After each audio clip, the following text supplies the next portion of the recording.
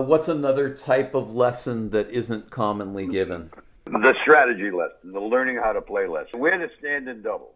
Doubles 101. You should be here, you should be there. Your job is this, your job is this. I see it more commonly given in doubles than it is in singles. It's just, what is your job and what are the percentages and what should you do? It's no more complicated than that. Here's a format that I like. It's called Skill Drill Thrill. You warm up for 15 minutes and you teach one new little nuanced skill.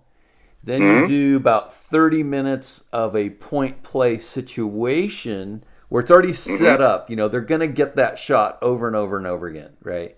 And then they play, and then you play the point out. And then the last 45 minutes is everybody playing doubles, and with the eye towards, you know, you're looking for them to execute that play, right? Whatever it is, the new thing that you just taught them, the technical thing, and then you gave them a lot of reps, and now let's do it in a live situation with coaching. Thoughts on that? Or, I mean, are there better ways to do that?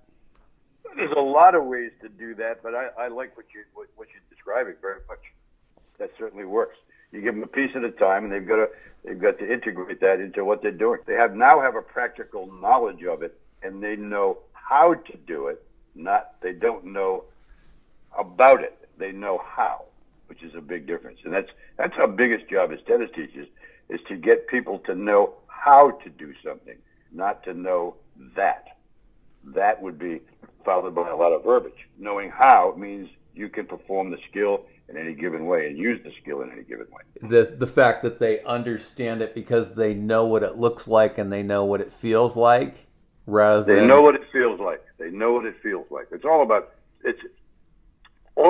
All learning in tennis, ultimately takes place in the feeling. So we can lead them there with various means. We can lead them there visually.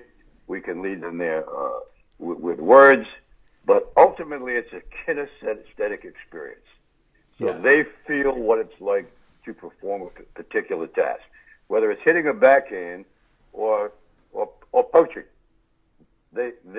Once they do it and it's experiential, then they know how, and that's our big job.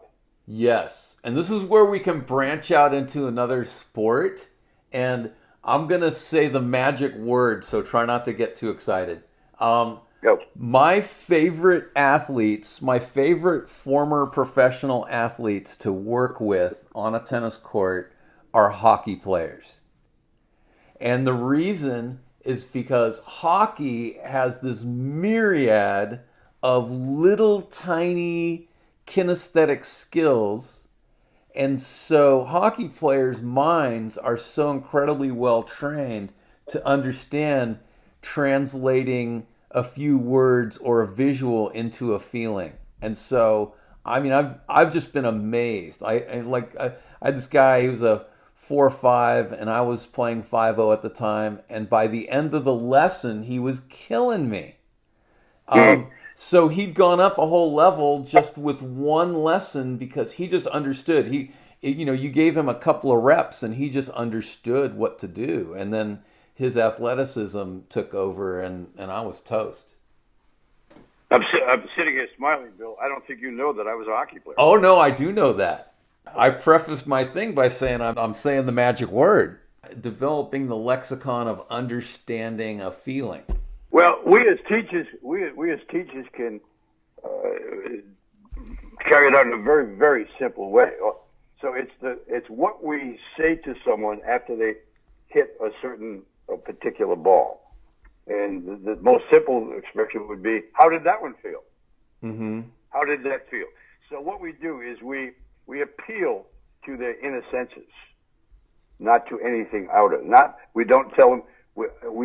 I don't believe we should ever tell them that was a great shot. Okay, I like that. That's not about that's not about them. That's about us. We need them to learn to self-validate internally. That felt good. I like the way that felt. Okay. And so it's all appealing to their inner senses. Okay, but to some extent, we have to get into the visual. I experiment with asking more about feel, but I often find myself saying, hey, do you see how because you did this, that happened? Do you see that? Do you see the result of what you did? Because some people have a stronger visual capacity than they have a kinesthetic. I agree, but when you say that in that sense, that's not visual. That's understanding. That's cognitive. So Okay. when you just said, do you see how that helps you? That means, do you understand how that helped you? All right. That's not about learning through visually. Now, we do learn visually. You want kids to play a particular style, have them watch a particular player for a period of time, and they're all going to copy that player by seeing them.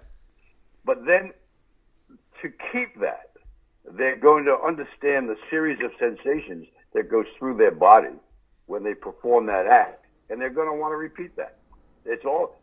Ultimately, it's held on to kinesthetically. I'm really big on saying, okay, now that you have felt that one time, now your brain knows what you want, and you'll get more of those. Just remember that feeling. Right, that's on the right track. I would do it a little bit differently, Okay. but not dramatically differently. I would get excited and walk towards them, pointing at them, saying, "What was that?"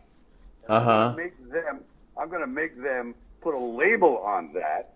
All right. So and the reason for that is if they put a label on it, they can then return to it because that label will put it in their files internally. And then I'm going to ask them how it felt. But they're going to see my excitement. What was that?